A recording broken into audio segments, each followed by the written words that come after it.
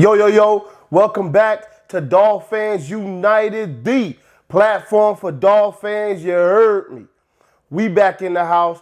Been a little minute. We got some things coming. Don't worry. We got some things coming. We're going to be doing another one or two interactive mock drafts. All right. Y'all know I don't edit, so we leaving that in. Mock drafts. One or two of those. So get ready for that. Appreciate y'all coming out to that last one. All right, we had about 50 at one point in viewing and interacting and, doing a mock draft. We ended up with a couple good ones. We don't know what's going to happen, but hey, they were still pretty good drafts. I am not mad at them, not mad at either one. All right, so we got some things we want to talk about today. Before we try to do any more live mocks, we're going to go ahead and talk about Chris Grier's presser, all right? And some things that I liked about his presser, definitely. We'll talk about that in a second, all right? But first and foremost, I just want to go ahead. Now, this channel is about the Dolphins, all right? We keep it about the Dolphins most of the time. But some of the time, we just got to stay with the times and keep it real. So I wanted to go ahead and say justice was served yesterday to that police officer that killed this man for no reason. All right, he had no reason to take this man's life whatsoever. All right, a man that looks like me. All right, now I'm not about color myself personally. I love all people equally. But when I see one of my people, all right, get murdered, all right, that should bother everybody. It shouldn't just bother black people. It should bother everybody. It did bother everybody. It brought everybody back to the table to talk about a subject that is not likely talked about or not highly talked about in race and the inequality that's going on in this country. So I just wanted to say that justice was served yesterday. The justice system got it right. He deserves to go behind bars for what he did. And I hope it serves a notice to all the bad apples out there that are doing harm to the minority community, that they're not going to get away with it any longer. Yes, there's a lot of great police officers out there, military people, what have you. And I support all of them. For sure, all right? They're putting their lives at risk to help us at times. But there are a few bad apples out there, and those bad apples need to be made an example of. And Shaven, whatever his name was made an example of. I hope he gets his life together. I hope while he's in there that he's learning about things and that he gives his life over to God, all right? Because that's what I'm about at the end of the day, when his soul's over. So I hope that he ends up giving his life over to God. All right, and then he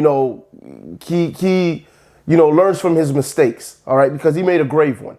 All right, so definitely shouts out to our legal system for getting it right, and we hope that we don't have to see this too much often anymore. That this becomes a thing of a past where we're seeing things like that. I'm hopeful, but hey, we live in a world where we just don't know. There's a lot of hatred going on. I wish there was more love, and I hope that we can all just start loving each other, all right? So now I wanted to get that out the way, all right? I wanted to get that out the way real quick. Now let's go ahead and get into the video, all right? Let's go ahead and get into the video real quick. All right, so Chris Grier, that man there is a shrewd operator. Now, that's not his nickname. They've already coined a nickname for him, and it's called the Gambler. I don't know if you don't like it, and you feel like there's a better nickname that could go out, please put it in the comment section. I think it has a little bit of a ring to it myself. I kind of do like it, the Gambler, all right? And they call him the Gambler because the man is not afraid to make trades. We've made the most trades out of everybody the last few years. 1, 2, he'll trade back, he'll trade up, he'll trade assets, all right? And on top of that, he is a gambler because of some of the things that he said in the press conference, all right? In this press conference, the man talked about Tua. He talked about a couple of other things. The main thing that I want to take away when he talked about Tua was that he said out of his own mouth, Tua will make that next jump. He did not say he believes Tua will make the next jump. He hopes Tua will make the next jump.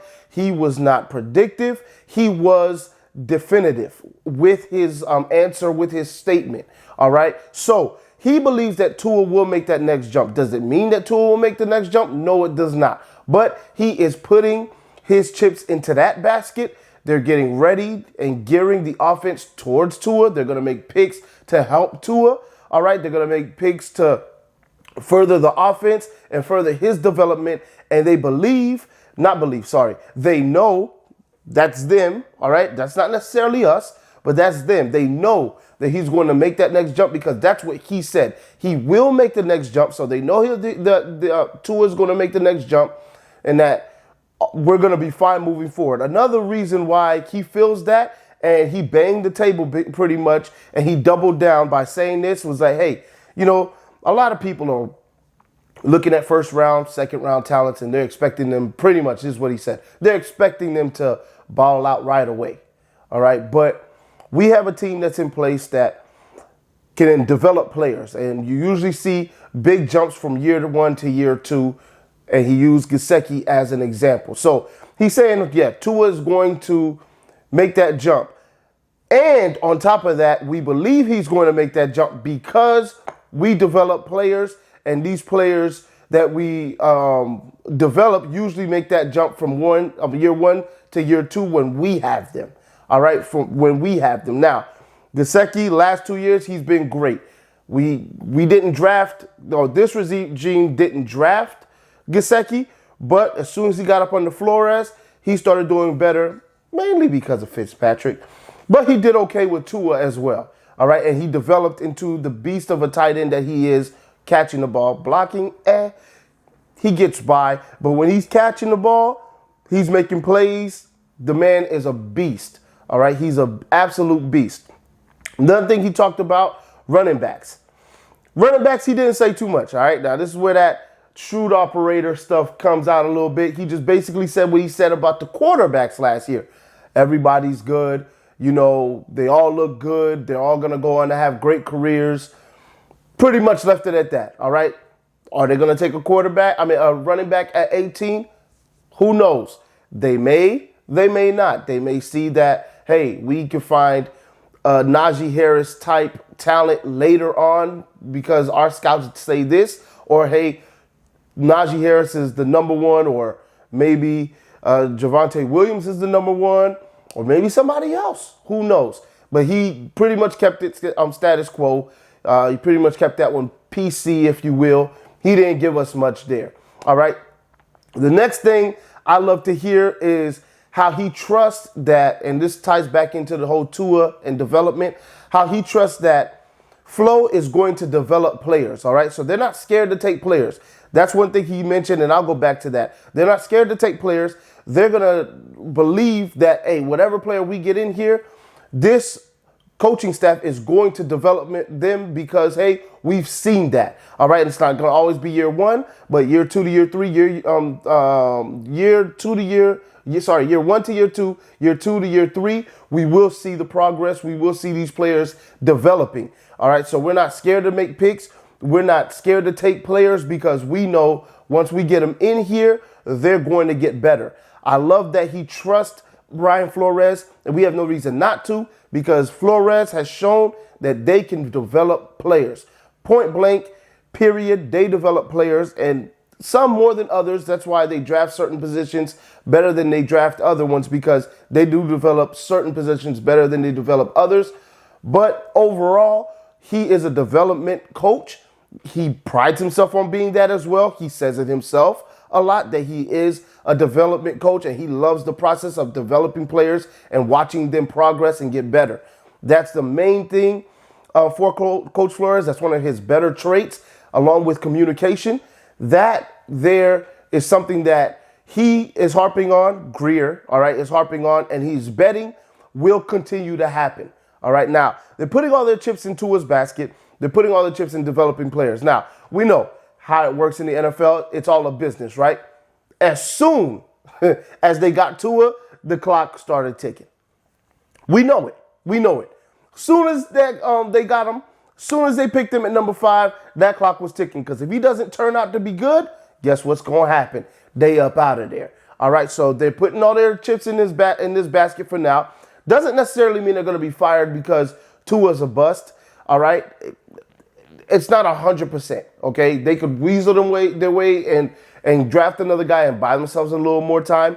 Other regimes have done that, but they are tied to Tua at this point. All right, and if they make that mistake it's going to be a mistake that is known by everybody and easily seen because it was a public draft. Hello. So, yeah, when it comes to that, they are tied to Tua. They're putting their eggs in that basket as they should. They're making sure they can get him all the weapons that he needs and get him the best offense able to produce, because if they don't win and he turns out to be a bust, they could be out the door. All right. So I love that he is betting on Flores as he should.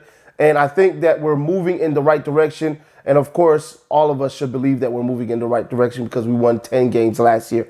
Another thing that he did also say was that, you know, he's not worried about, or he's not scared to make picks. All right. And I just mentioned that he's not scared to make picks. All right. They'll make the pick if they're there, or if they want to move down, they will move down, or anything like that. Now, I took this a little differently than some other people might take it. Okay. I took this as, hey, we're not scared to make picks. One, if nobody wants to trade with us, then we're going to take the guy that we like at that position. Two, hey, we're not scared to make decisions that other people might not be comfortable with. All right? We're going to take the guy that we feel comfortable with. Last year, all right, point blank, they took a DB at 30 that not a lot of people thought was going to happen. All right? But they're not scared to make the pick. They took Noah Ibnagany because they believed that that was the best player at that position in the position they were at the draft. They didn't want to wait for him. They said, hey, we're going to take this guy because we believe in him, and we're going to go ahead and gamble now. They picked him. A lot of people say, hey, why did they do this pick? But they're like, hey, you know what? We want to take him. That's the guy that we want. We're not afraid to make this pick now. They are letting us know subtly that both things may happen. All right. And we should just expect that, hey, if they took a player, that's the player they wanted. All right. If they wanted to trade back, that's what they wanted to do because they felt like the player that they could get would be there. All right. They're going to make calculated decisions, but they're not afraid. They're not afraid. And they're going to take the player that they want. That's how I took that. All right. A little outside the box thinking, but that's how I took that. I believe that we're heading in the right direction when it comes to the team and how they're building the team. All right. Very excited about the draft. I can't wait to see what's going to happen. Can't wait to see what's going to happen. Now, let's move on. All right. This video is going to be a little longer than you're probably used to, but let's move on real quick to the next part that I wanted to talk about that is very, very important. And it is, you know, the ifs of the draft. What if it doesn't go the way we want it to go? What if we don't get the player at 6 that we were hoping was going to be there? All right. Now, I was driving home earlier and I heard on ESPN radio that they were doing a mock draft. All right. And so they went through the picks. Lawrence, Wilson, Fields at 3. All right. Now, here's where it gets interesting. Pitts at 4. Chase at 5. Gone. At 6, you have Waddle, Smith, Slater, Parsons, whoever else you want to put there. Pitts is gone. Chase is gone. Who do you pick? All right. Now, a lot of guys, they want Pitts at this point, and they believe that Pitts will be there at 6. But what if he's not? What if Pitts is not there at 6? They're like, okay, boom. If Pitts is not there, Chase will be there. That's the guy we want. What if he's not there? All right. What if instead of going offensive tackle, the Bengals actually do take a wide receiver, which is highly likely? What happens? All right. We're going to have to get comfortable with Waddle or Smith. And a lot of us are, but a lot of us are not. All right. What if Pitts is gone at 4? There's no guarantee that they're going to take, the Falcons are going to take a quarterback. Absolutely not. There's no guarantee. They're not taking an offensive tackle as far as we know. I mean, they can move down. They would love to move down. All right. But if they're stuck at 4, maybe they don't take quarterback. Maybe they do take that tight end, that beast of a tight end. They've got 2 beast wide receivers. They don't need a third. A tight end? Who knows? What if Pitts is gone? Now, I want Pitts. All All right, that's the guy I want at 6, because if he's there at 6, you can't not take him. All right, you can't. You have to take him. But what if he's gone? All right. Now in that mock draft, we ended up taking Devontae Smith. And that's the guy we need to take if Pitts is gone. If Pitts is gone, Devontae Smith needs to be the guy that we have on our team. I don't necessarily think that Chase is better than Devontae Smith.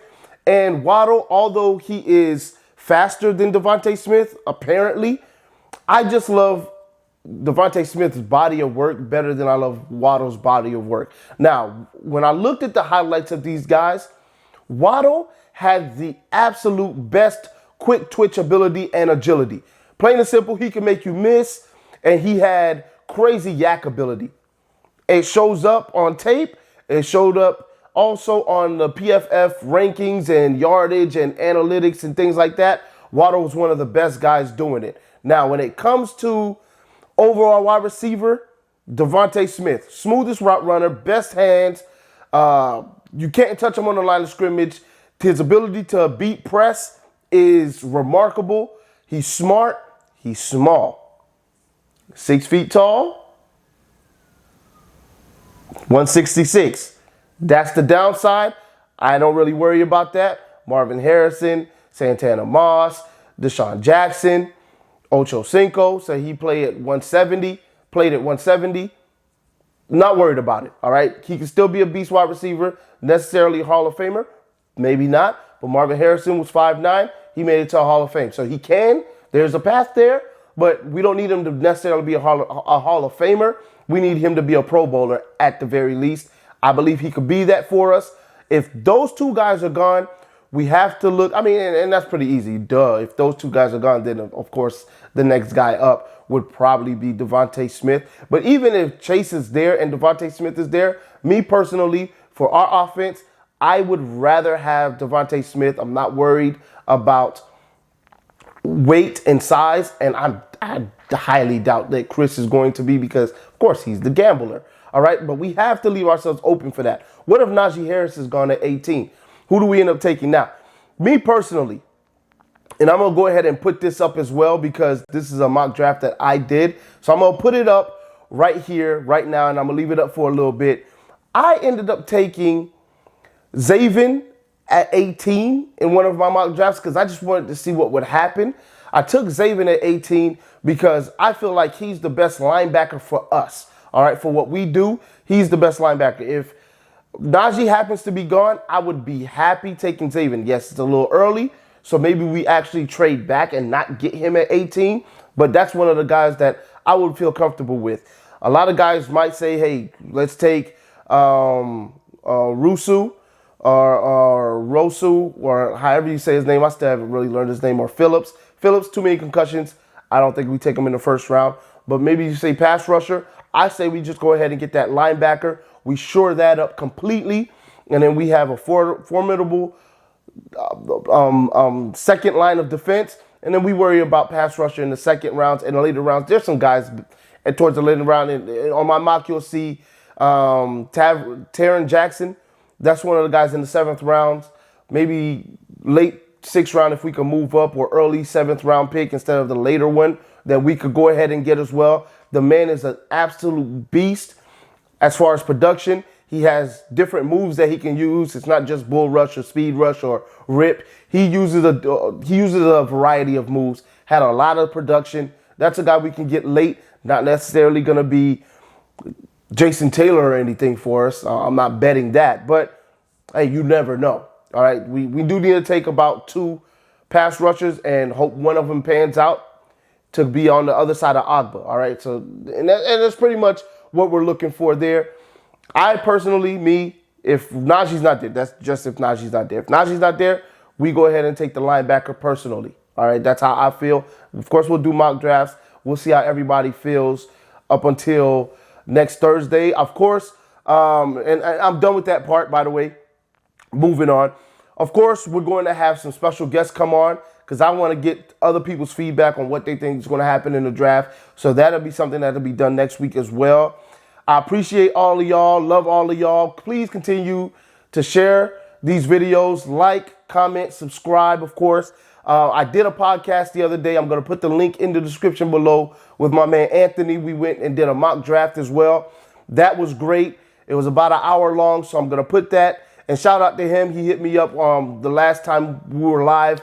And I was like, yeah, man, of course I'll be down to come on the channel. Stand-up guy, loves the Dolphins. Please check out his content, one on Spotify. And hit the link below in the description.